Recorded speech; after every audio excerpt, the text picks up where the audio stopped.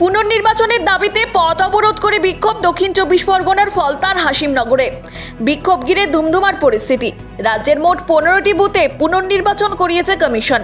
বিক্ষোভকারীদের অভিযোগ, দ্বিতীয় দফার ভোটের দিন ফলতায় ইভিএম এর কারচুপির অভিযোগ উঠলেও কমিশন পুনর্নির্বাচনের নির্দেশ দেয়নি। ক্রুদ্ধ ভোটাররা রাস্তায় নেমে পুনর্নির্বাচনের দাবি তুলেছেন। শনিবার সকাল থেকে দফায় দফায় উত্তেজনা ছড়ায় ফলতায়। অভিযোগ, ভোটের পর থেকে এলাকার মানুষ ঘরে থাকতে পারছেন না। শাসক দলের নেতারা কর্মীদের হুমকি দিচ্ছে। বিজেপিতে ভোট দেওয়ায় শাসক দলের বিরুদ্ধে বাড়ি বাড়ি গিয়ে হুমকি দেওয়ার অভিযোগ তুলছেন স্থানীয়রা। গ্রামবাসীর একাংশের অভিযোগ, জাহাঙ্গীর ঘনিষ্ঠ পঞ্চায়েত প্রধান ইসরাফিল সর্দারের নেতৃত্বে ভোটার ও বিজেপি কর্মীদের ভয় দেখানো হচ্ছে, এলাকা ছেড়ে দেওয়ার হুমকিও দেওয়া হচ্ছে।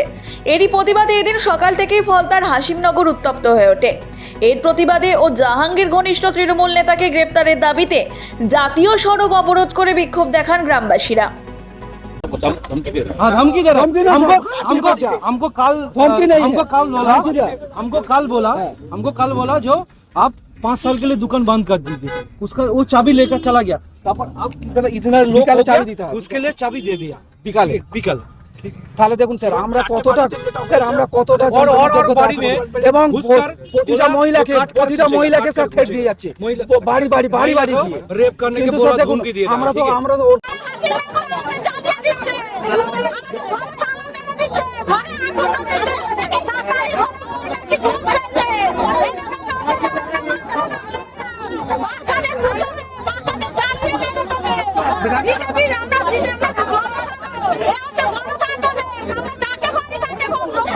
বাড়িতে গিয়ে মেরেছে, এমনকি মা বোনেদের বলা হয়েছে তোমরা বাড়ি থেকে চলে যাও, নাহলে রেপ করে দেবো, এইভাবে থ্রেট করা হয়েছে। আমরা তার উপর অ্যারেস্টের জন্য বলেছি, ইসরাফিল চকদার তার নাম, কিন্তু আমাদের বেঙ্গল পুলিশ কোনো স্টেপ নেয়নি। আমরা চাই তার অ্যারেস্ট। আর আমাদের দুটো বুথ আছে, ওই দুটো বুথ রিপোলিং করার জন্য, এটা হয়নি আজকে, সেটা রিপোলিং করার জন্য। পরিস্থিতি নিয়ন্ত্রণে আনতে ঘটনাস্থলে পৌঁছয় ডায়মন্ড হারবার পুলিশ। এছাড়াও ফলতা থানার পুলিশ ও কেন্দ্রীয় বাহিনী মোতায়েন করা হয়। বিক্ষোভকারীদের একাংশ রাজ্য পুলিশের বিরুদ্ধে নিষ্ক্রিয়তার অভিযোগ তুলেছে। সূত্রের খবর, পরিস্থিতি খতিয়ে দেখতে বিশেষ পর্যবেক্ষক সুব্রত গুপ্তকে নির্দেশ দিয়েছেন মুখ্য নির্বাচন কমিশনার জ্ঞানেশ কুমার।